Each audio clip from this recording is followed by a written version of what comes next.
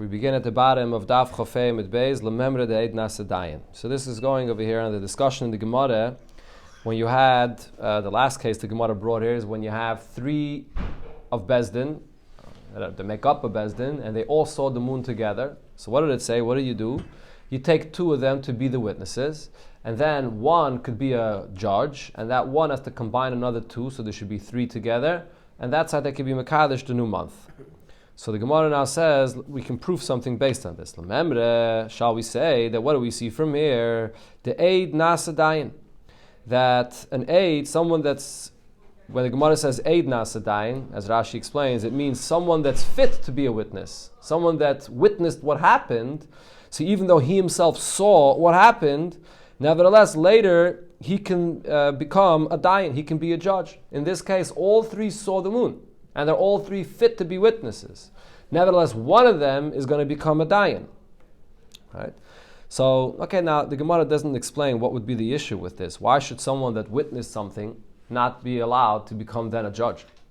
Again, the Gemara is not talking about someone that's actually a witness and that the witness should also be the judge. That wouldn't make any sense. That someone that actually is testifying should be a judge. That's not what we're talking about. But the Gemara is saying someone that saw what happened and is potentially a witness could be a judge instead of being a witness. Why not? So the Rishonim speak about this, and they say that it's learned from Psukim. It's Gzeres HaKasa from Psukim, that it would seem that an aid cannot become a dayan. But here we see that an aid could become a dayan. So if so, that would mean that our Mishnah does not follow Rabbi Akiva's opinion. The Tanya we learned in the Braisa, Sanhedrin shero echad shahareg es hanefesh. If the Sanhedrin was all present, and they all saw how one person kills someone else. So what happens now? So Rabbi Tarfon, the first time in this Mishnah here, or in this Braisa, says, Miktsasan nasu edim. So some of them could be witnesses, or Miktsasan nasu dayanim, and some of them will be the judges on the case. Divrei Rabbi Tarfon. That's Rabbi Tarfon's opinion. So what do we see over here? That according to Rabbi Tarfon, even those that saw and could be witnesses, but they can be judges instead. They don't have to be the witnesses. Not a problem of a person that could be a witness to become a dayan. Rabbi Akiva, however, Rabbi Akiva says, Kulan, Nasan, Edim. All of them become Edim. They all saw what happened, so they could all be Edim. And because they could be Edim, ve'ein Eid Nasa dayan. Once they saw and they could be witnesses, they can't sit as judges in this case. So, according to Rabbi Akiva, you should say the same thing regarding Kiddush HaChaydish. If you saw the new moon and you could be an Eid, you can't become a dayan. So our Mishnah seems to be not like what Rabbi Akiva said. Answers the Gemara, no. Rabbi Akiva. Our Mishnah could follow Rabbi Akiva's opinion. When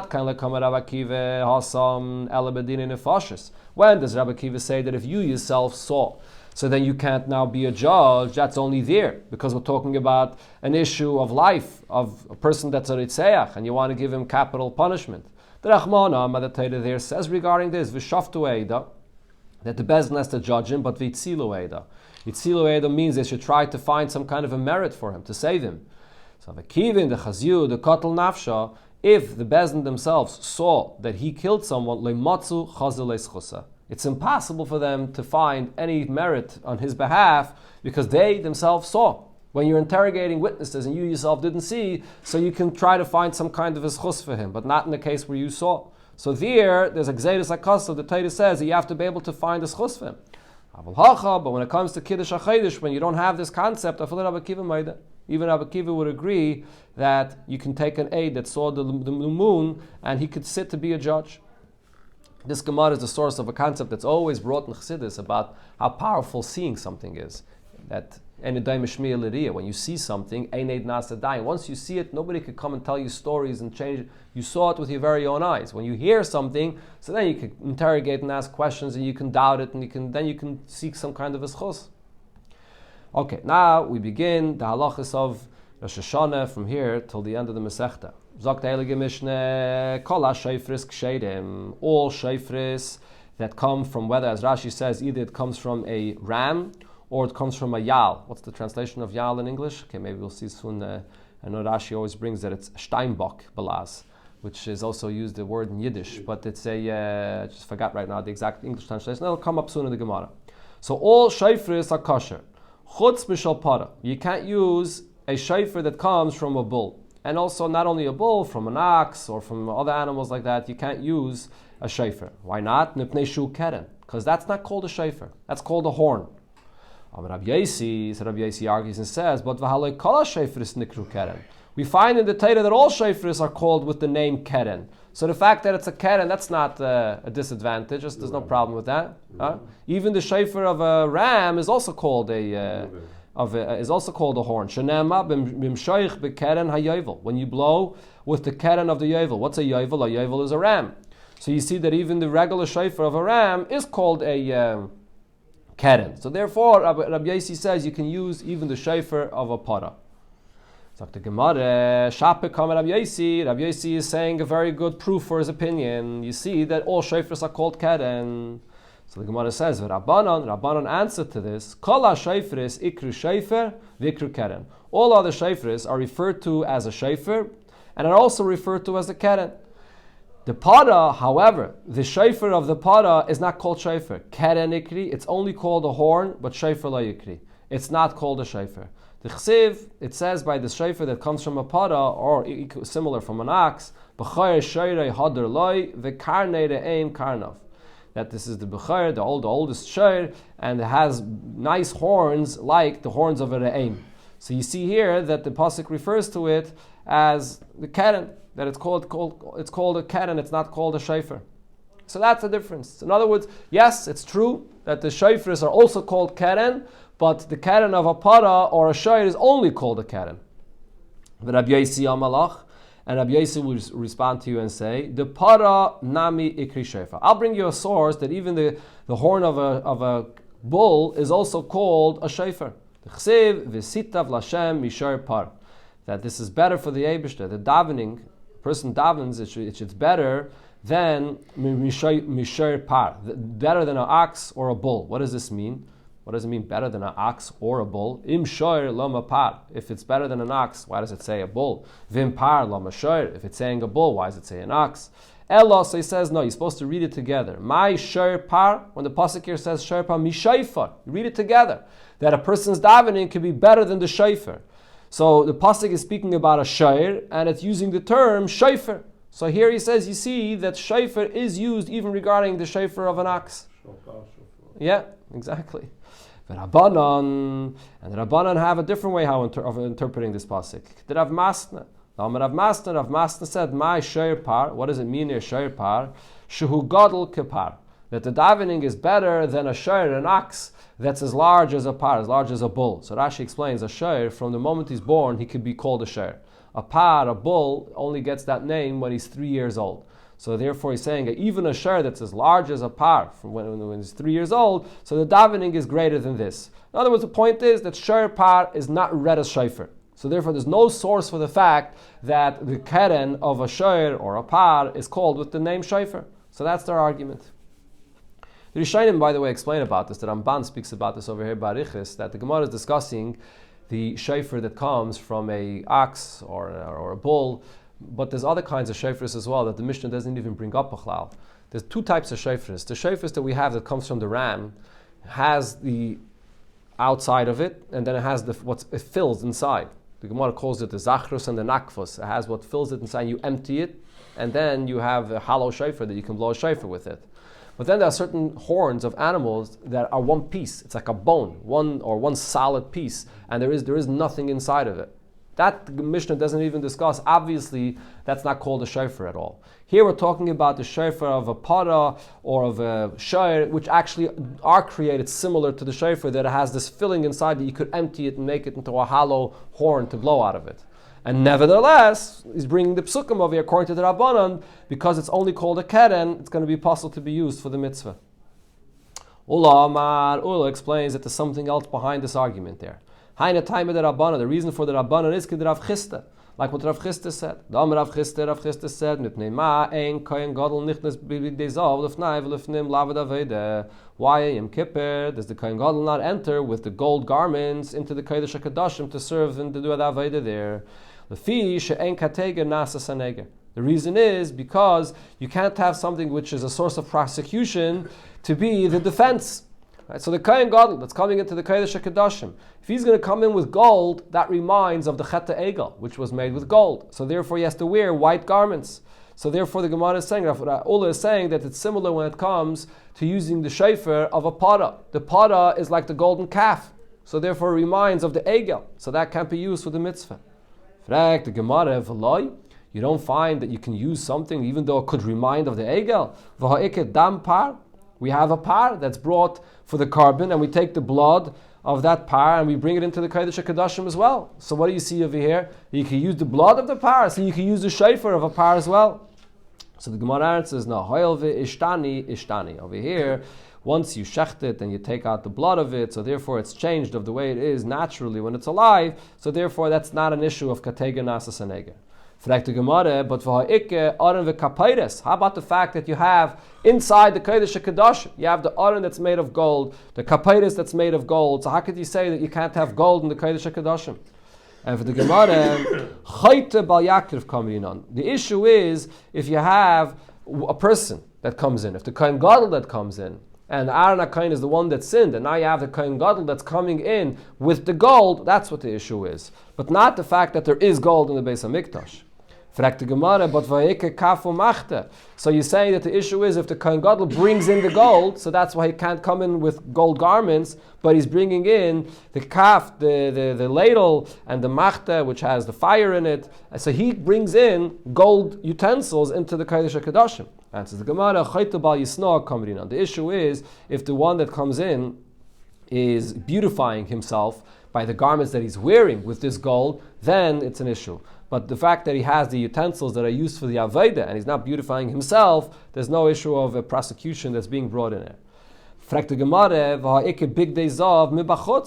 He's wearing the gold garments outside. Doesn't bring them into the Kodesh HaKadoshim, but he is wearing the gold garments outside. And for the Gemara, the issue of Katega Nasta Saneger is only inside the Kodesh HaKadoshim. If so, the Gemara, if the issue of a prosecution being used on Yom Kippur is only inside the Kodesh HaKadoshim, so then shofar should be fine. Even a shofar of a par or para, because it's not inside the Kodesh HaKadoshim. Answers the Gemara, Kivin de Lizikarinu, since the shofar is here to awaken the Eibusher's remembrance and deep connection to the Yidden, kibifnim dami. It's like inside the Heichel, and not only inside the Heichel, it's like inside the Kodesh HaKadoshim. And Rashi adds to that even though the shofar is something that does not beautify you, you're not wearing it like the garments, and you're not having hana from it, but nevertheless, because it's lizikarein, there's an issue of katega nasa saneger. Taisva says that when you blow the shofar, even though you're not wearing it as a garment, but the sound of the shofar is considered to be that you're like beautifying, you're showing this beautiful sound with the shofar, and therefore it is something that you're beautifying yourself with it. Okay, so this is the reason that Ula said. Ula said that the Tana Kama does not want you to use the shofar because it's an issue of katega nasa saneger. So the Gemara, but the Tana said a different reason. The Tana said the reason is because it's called a horn. It's not called a shofar. So Ka'amar, that's what he said. Why are we giving here this new reason? So the Gemara says no. Chade v'oid Ka'amar. The Tana has one reason and there's another reason. Chade, one reason is the en katega nasa saneger. This reason we said you can't have prosecution being a defense. And then there's a second reason because it's called a horn and it's not called a shofar. There's both reasons. And the Tana only mentioned one, but there's a second reason as well.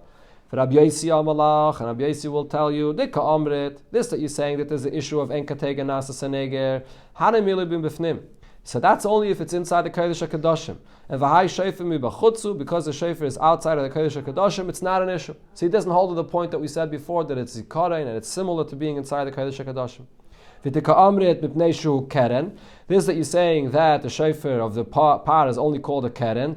Kol ha-shofar is nami ikru keren. All shofars are also called a keren, and therefore that's not an issue, as we explained before already. Now the Gemara brings another reason. Abaya says, here, this is the reason for the Rabbanon, why you can't use the shofar of a para. Because shofar amar achmana, the Torah says that you should blow with a shofar, but v'loy shnayim u'shloisha shofars. Don't blow with 2 or 3 shofars. And v'hada para, this horn that comes from the bull, kivin the koi, gildi, because the way it grows is, it grows with layers. It grows small, and then it gets bigger and bigger, and it keeps on adding another layer and another layer. It looks like it's 2 or 3 shayfris that are attached together, so you can't use it. The Gemara, again, the same question we had said before. The Mishnah gives a different reason why you can't use it. It says because it's called a horn, not because of this issue that it looks like 2 or 3 shayfris. So that's what it says in the Mishnah. Answers the Gemara again. The Mishnah, there's one reason, and the Mishnah is saying that there's another reason. One reason is the shayfer echad achmana. The Torah says you blow with 1 shayfer v'leishnayim shloisha shayfris. Don't blow with 2 or 3 shayfris. And then another point the Mishnah says is mipnei shehu keren, because it's called a keren. And Rabbi Yossi answers to both of these reasons. This that you say that there's a problem, that this is like 2 or 3 shayfris and it's not 1, that's not an issue. How does it grow? It grows and it becomes like one piece. It's not like you take 2 shayfris and you put one inside the other where you clearly see it's 2 shayfris. Here, yes, it does grow layers, but these layers grow one on top of the other or one connected to the other, and it becomes like one piece. So that's not an issue. And this that you're saying that there's an issue that it's only called a horn, all shayfris are also called a horn as well, so it's not an issue at all. This Gemara here is a bit unusual. The Rishonim point out that the Mishnah gives a very good reason to explain the machlekes of Rabbi Yossi and the Rabbanon, and nevertheless, Ula and Reb Chiste or actually Abaye, give different reasons. They add reasons. Even though there's no reason to add this to the Mishnah. The Mishnah's reason is good enough. But the Rishonim say that these Amiroim felt and knew that there's other reasons as well, so they're adding other reasons, even though it's not necessary, but there are other reasons as well. From where do we see that the word yoivla, we brought before b'msheich b'keren hayoivla in the Mishnah, that you blow with the horn of the yovel, it refers to a ram. Where do you see that a yoivla means a ram? The Tanya, this is because we learned in the Braise, Omer Rabbi Kiva said, when I went to Arabia, they referred to a ram as a yoivla. And now, the hemshech to this, the Gemara is going to bring a bunch of different kinds of words that it was difficult for the Chachamim to interpret, and then they heard in different faraway places how to interpret them. They knew the pshat. Rabbi Kiva said, when I went to a place called Galia, galmuda. They refer to a nida as a galmuda. What does a galmuda mean? My galmuda, gumula da mi baila. She is separated from her husband. Rabbi Kiva said, when I went to Africa, they refer to a ma as a ksita, which is a type of coin. They had a different name for this coin. What is this relevant for? To know that a ksita is a ma. Lefrushi, to explain what it says in the pasuk, meya ksita. Then what does meya ksita mean? It refers to a ma. It's an amount of money. Dairaisa, that it says in the pasuk. It means meya donkey. It means the 100 ma, which is also called donkey. Rabbi said, when I went to the islands in the water, that we refer to purchase as kira, not mechira, that I sell something, I buy something, but they use the word kira. Why is this relevant to us? Lefrushi, to explain the pasuk where it says, Asher karisi li, which I have purchased for myself. So karisi means purchased, as we see the way they would call it in those places. Rab Shimon ben Lakish said, when he went to this place with this name, they would refer to a kala as a ninfi, or the tarnagel sechvi, and they called a chicken a sechvi. Lakala ninfi maikra. Where do you see this in the pasuk? It says yifei noif, a beautiful appearance, misayis kala aretz, joy on the land. So this is a kala that has a beautiful appearance. Or the tarnagel sechvi. Amar Rav Yudah Marav, Yibaisem Rav Shua ben Levi, Maikra. Where do we see that a tarnagel is called a sechvi?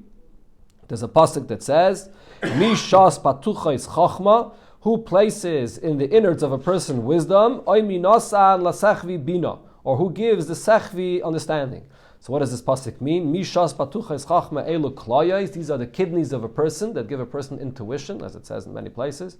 Oy minasan la sechvi bina ze tarnagel. The sechvi that has understanding, this refers to the tarnagel. So here we see that the name is sechvi goes on the tarnagel. Rashi says that the word sechvi actually means to see, that it has the wisdom to see.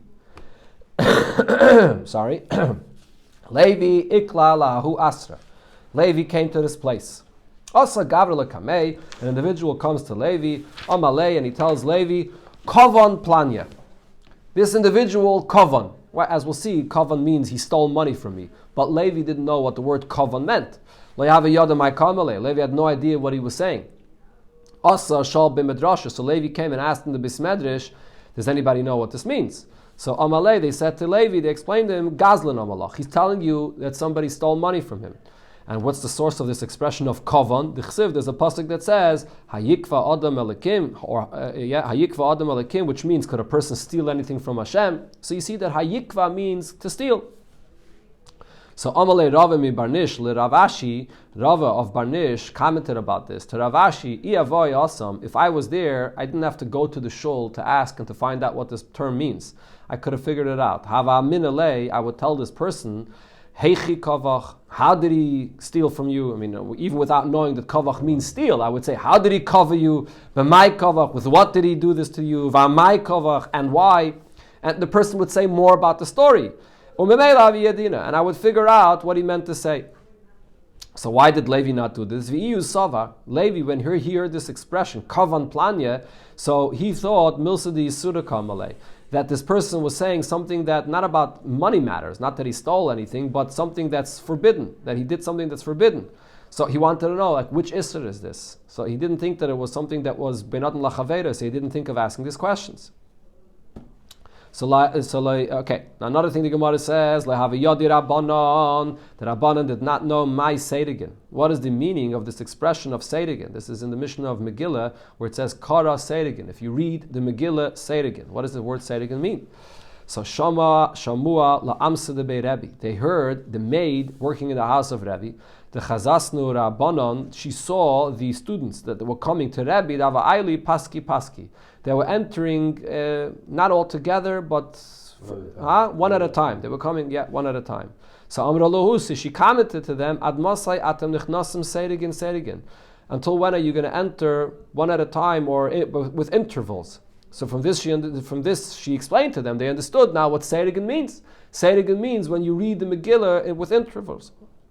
Another thing that Rabbanan didn't know, my chalag loigis. What is chalag loigis? What does this word mean? This is also brought in a Mishnah in Yuma, chalag loigis. So Yom Echad, one day, Shamuel Amsid the Rebbe, they heard the maid in the house of Rebbe, the Chazisla Hu Gavre, the Kamevade Parpechina, that this person was spreading around Parpechine, which I believe is porcelain. Yeah. So Amr Alei, she said to him, Ad Masai Atamefazer Chalug Lugach, until when are you spreading around your porcelain? So now they knew what it is. It's not porcelain. Huh? Porcelain. Porcelain, that's how it's pronounced? Okay, it's a kind of herb. Very good. The Rabbanan didn't know what it means. My salsala v'torei mecha. What does this word salsala mean? Yom Echad, one day, Shamuel Amsa the Rebbe. They heard the maid of the house of Rebbe, Davas Amrit Lahu Gavre. So she said to this individual, that it was making his hair and fixing his hair. She says to him,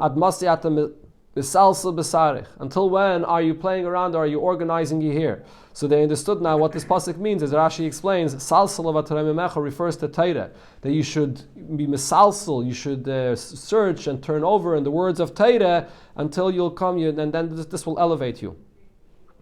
The next thing, they didn't know what this pasuk means when it says v'tatatase. Okay, let's see what's the exact pasuk here. It says v'teitesia actually. V'teitesia b'metate hashmed. So what does this expression mean? V'teitesia. So Yom Echad, one day, Shamuel Amsid the Rebbe, they heard the maid of the house of Rebbe, Davas Amra lo Chavirta, she said to her friend, Shkuli Tateisa, here, take a broom, V'tati Beisa, and broom the house. So now they understood what it means in the pasuk as well. V'tetisa b'metati means I'll broom him out and I'll destroy him. Lo Yavayod the Rabbanan didn't know, My Hashlech al Hashem Yehovcha. What this means, that the Eibishter says, throw on the Eibishter your Yehovcha. What is Yehovcha? V'hu yechal kelecha, and he will give you your parnasa.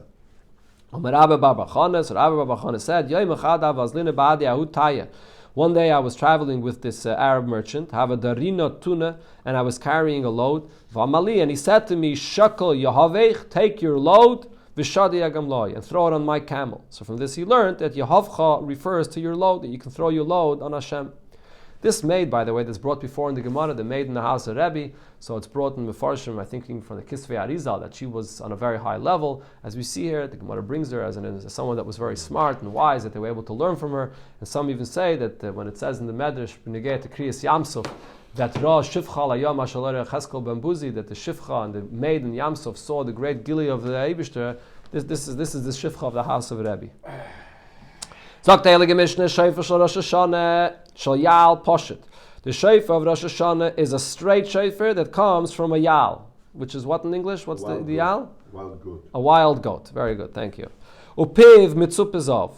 And this is we're talking here about the shofar that's used specifically in the Beis Hamikdash. So it came from this wild goat that's straight, and the opening of it had a gold. It was plated gold. And then when they blew the shofar in the Beis Hamikdash, they had two people with chatzaitzres standing on both sides. Shofar meirich. Now the sound of the shofar blew longer. V'chatzaitzres mekatzreis. And the sounds of the trumpets were shorter. Shemitzvah hayom b'shofar. The mitzvah of the day is with the shofar. Ubetainiyis, when it comes to the fast days, and they also blew in the Beis, they also had to blow with the shofars and the chatzaitzres. So over here, b'shal scharim kvufin, it comes from the rams, and it has a curve, like the shofars that we use today. Upia mitzupa kesef, and the opening of it was plated with silver. Ushtei chatzaitzres be'emtza, and over here, the two trumpets were in the center, and shofar, and the two shofars were on the side. Shofar mikatzer, the shofar you blew with shorter. The chatzaitzres ma'arichais, and the sound of the chatzaitzres was longer. Shem mitzvah sayoim b'chatzaitzres. The mitzvah of the day is to blow with trumpets. Shava hayovel Rosh Hashanah l'tkiye u'lebrachas. So the Tanakama says that the yovel has the same halacha regarding blowing, that you blow with it with the same kind of a shofar. Whatever you blow with Rosh Hashanah, you blow with on the yovel as well. And also for the brachas that we say, the malchi, zechrenis, and shofars is also said on yovel. There's a Gzeir Shava that you compare them, as the Gemara learns out later, that you compare the two. And but Rabbi Yehuda says, Rabbi Yehuda Rosh Hashanah taikim b'shal scharim u bil yovelis b'shal yalim. That in Rosh Hashanah they blow with the shofars coming from rams with the curved shofar, but on yovel you blow from the wild goats which are straight shofars. In other words, he does not hold of this Gzeir Shava. You don't compare Rosh Hashanah and yovel to each other. Like the Gemara, Omar Rab Levi said, Mitzvah shel Rosh Hashanah v'shel Yom HaKippurim b'kfufin. The mitzvah of Rosh Hashanah and Yom Kippur is that it should be with the curved shofars. Yom Kippur refers to Yovel, right? The shofar that we use on Yom Kippur on Yovel. And v'shel Kol Hashanah, but the shofar that's used all year, referring to the fast days, any fast that there is all year, b'pshutin, that's used with the straight shofars. Rashi explains that the shofar that they used for the tiniest was just to gather people, right? That's just a way to gather people, but that's not a mitzvah min ha-Torah. It seems from Rashi, it's not a mitzvah min ha-Torah the way it is with the shofars. So the mitzvah min ha-Torah of shofar has to be dafka from the rams, but the mitzvah of the tiniest, that could be done with pshutin, just with the straight shofars. Like the Gemara, but Vatanan, in our Mishnah it said, shofar shel Rosh Hashanah shel Yal Poshet, that the shofar of Rosh Hashanah is a straight shofar. So why is he saying that we take the curved shofar in Rosh Hashanah? And says the Gemara, Hu da'ama ki hai Tana. The Levi is following the second opinion of the Mishnah. The Tanya, we learned in the Braise, it's also brought here in the Mishnah. Rabbi Yehuda said, but Rosh Hashanah, are you taking b'shal scharim kfufin? That in Rosh Hashanah, they blew with the scharim, with the shofars of the rams that are curved, ubi yovelis b'shal yalim. And on Yovel, they blew the shofar of the straight shofars, of Yalim, of a Yal. So therefore he's paskening like Rabbi Yehuda. He said Rosh Hashanah and Kfufin. No. And the Braise says No, in the Mishnah, by us in the Mishnah, it said l'chayra the same thing. That Rabbi Yehuda says that in Rosh Hashanah you blow with the rams, which are curved, and in Yovelus you blow b'shal yalim, right? And saying over here the same thing, that in Rosh Hashanah you blow with scharim kfufim and Yovelus b'shal yalim. Why it brings dafka from the Braise, I'm not 100% sure, unless I'm missing something here. So the point is that Levi is paskening like Rabbi Yehuda. Of course, this is the way we do it today. Like Levi said, we take the curved shofar. Frek the Gemara, if he's simply paskening like Rabbi Yehuda, so v'lei me'ilchas like Rabbi Yehuda. Why doesn't he say that the halacha is like Rabbi Yehuda? And says the Gemara, because if you would have said that Allah is like Rabbi Yehuda, so then Hava Mineh, I would have thought Afilah Shal Yovel Nami Rabbi Yehuda Svirelei, that even on Yovel he also holds like Rabbi Yehuda. Kamash Malan, therefore he's saying that no, that Yom Kippur does have to be compared to Rosh Hashanah, right? Well, Levi said that the shofar of Rosh Hashanah and of Yom Kippur, which is Yovel, are both a curved shofar. In other words, he did hold of the Gzeira Shava that we compared it to. Rabbi Yehuda did not hold of this Gzeira Shava at all, so that's why he doesn't want to say that he passes like Rabbi Yehuda. Now the Gemara explains the basis of this machlokes. B'mai kamifliki. What's the basis of the machlokes if you have a curved shofar from a ram or a straight shofar from the wild goat? So the Gemara Mar Savar. The opinion of Rabbi Yehuda is, but Rosh Hashanah, when it comes to Rosh Hashanah, kama dechayif inish daite tvei maili. The more subdued, the more humble, the more lower down a person's attitude is, the better it is. So therefore, you have a curved shofar that symbolizes that. But then when it comes to Yom Kippur, kama de pashat inish tvei maili. Yom Kippur, that's a time when the more straightforward a person is. In other words, the more straight the connection is that a person is connecting to the Eibishter, that he lifts himself up with his neshama to connect to the Eibishter, the better it is. Rashi brings psukim here for these things. Umar Savar, but then the opinion of the Tanakama is the other way around. But Rosh Hashanah, kama de pashatinish tvei maili. Comes to Rosh Hashanah, the more straightforward a person is with his connection to the Eibishter, without any disturbances, a straight, direct connection, tvei maili, that's better. Ubetainius, when it comes to a fast day, kama de kayfinish daite tvei maili. A fast day, the more a person subdues himself, the more humble you are, the better it is. And when, according to this opinion, when it comes to Yovel, there's the Gzeira Shava, and therefore we compare this. This concept is brought in the Maimonim of Rosh Hashanah. This refers really to two different aspects of a person's Aveda. On one hand, there's a mile of a person being mevatel himself, lowering himself down, breaking himself, the concept of iskafia, and that's a very big mile in serving Hashem. And then there's another person that's not focusing so much on his nefesh bahamis and the concept of iskafia, but he's more focusing on the connection of his neshama. And mitzvah, the connection of your neshama, it's a direct and essential connection where you don't need any iskafia. It's more direct and clear. That's the mile of Poshet. These are two different approaches and how a person can connect to Hashem. That's what they're arguing about.